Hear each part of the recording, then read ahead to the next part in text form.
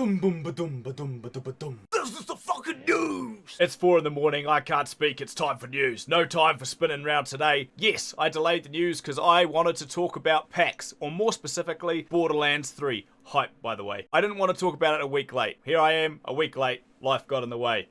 Carrying on. Rubbish standard news. Epic continue their quest to have the monopoly of the PC market, buying up all the games to stop consumers playing them where they want to. Although this one may entirely be Ubisoft, and Epic's name's just being thrown in to add fuel to the hate fire. Anno 1800 will not be sold on Steam after launch day, so either get it on Steam now, or get it on Epic, or you play later. Or don't. Tropico 6 is probably better anyway. Bethesda have confirmed there will be no talk about the Elder Scrolls 6 or Starfield at E3. They have nothing else that I'm interested in, so I don't know what else they're going to talk about. Maybe Skyrim for fridges is actually going to be legit now. An absolute waste of life, got sentenced to 20 years in prison for swatting a bloke over a $1.50 bet. The worst bit is, the bloke swatted wasn't involved in any way, he just lived in the wrong house. Personally, I don't think it's enough, but it's better than our legal system would do here, so. After 8 years of development, and with over $220 million raised, we have a huge development in Star Citizen. We really don't. You can now play as females as well, which would be cool if the game was ever going to release. It's taken so long now that it's already looking dated. I'm still curious to see how it goes, if it ever goes. Bring on 2030, I guess. Risk of Rain 2 dropped out of nowhere on Steam. It's early access, but is receiving some pretty solid reviews.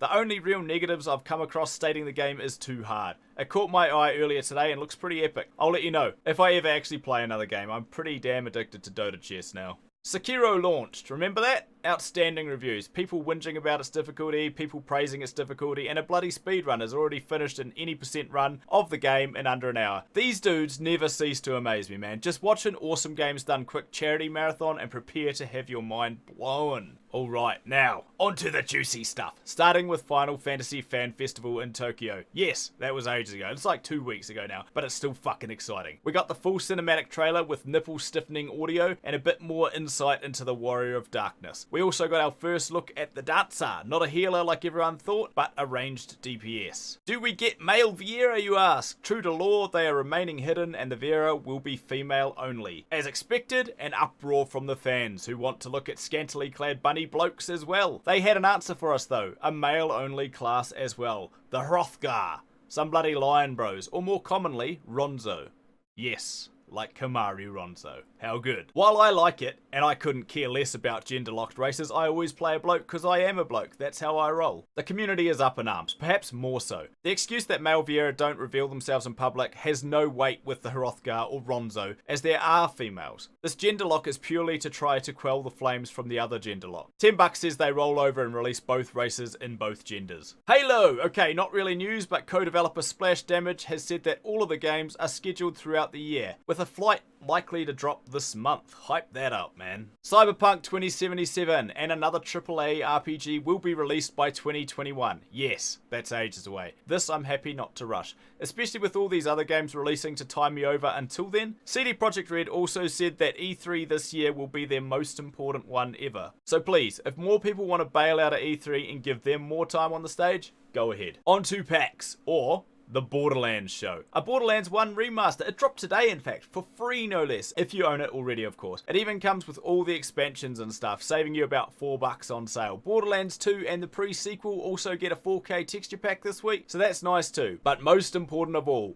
Borderlands 3 trailer. Holy shitballs. Fan favourites left, right and centre. Marcus is there. He's my man. Unfortunately, Claptrap is there as well. If they lived in the past, they're there. The new 4 classes are there. A siren, a big old robot dude, and 2 other people. Remember those sweet Star Wars single-wheel vehicles from the Clone Wars? Well, they're in there too. I really hope I get to roll around in those. Honestly, there is so much to miss in the trailer. Watch it, dissect it yourself. Poor Lilith looks like she's gonna get her shit kicked again. Some sweet super fringe baddies, a brick sack solo Mordecai. Alone, obviously.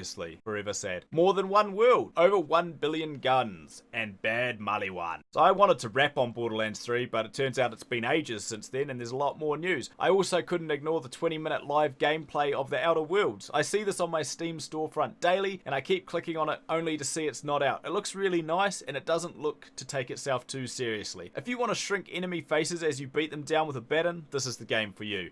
Unfortunately, it's one of those epic jobs. so you gotta wait a year for it on Steam, or given to the dark side. Yes, that's right, it's advertised on Steam constantly, but it's not coming for fucking ages. Alright, flip-flop back to Borderlands, because when I was writing those last segments, I was excited for Borderlands 3. Now, I don't even care if I don't play it. It is releasing September 13th on the Epic Store. April next year if you want to wait for it on Steam. More exclusives, more forced monopoly. Yes, Steam was a monopoly, but trading one for another isn't cool, man. Especially when I liked the first one. Also, Reddit is blowing up because an alleged Gearbox employee has come out holding the company at ransom for better working conditions. They don't like this Epic exclusivity thing either. We may get the game in 4 weeks on Pirate Bay, apparently, if there's any truth to this. Anyway, before I go out and buy a console to get away from all this shit, I'll move on. Civilization 6 has a cool cloud save function that allows cross-platform game continuation. You do have to buy the game on PC and Switch though, but it means you can continue your game on the move, which is quite cool. I hope there's more games that get into this. Prince Harry, Henry the Ninth, the expert in video games, has come out saying Fortnite is bad and should be banned. Where is the benefit of having it in your household?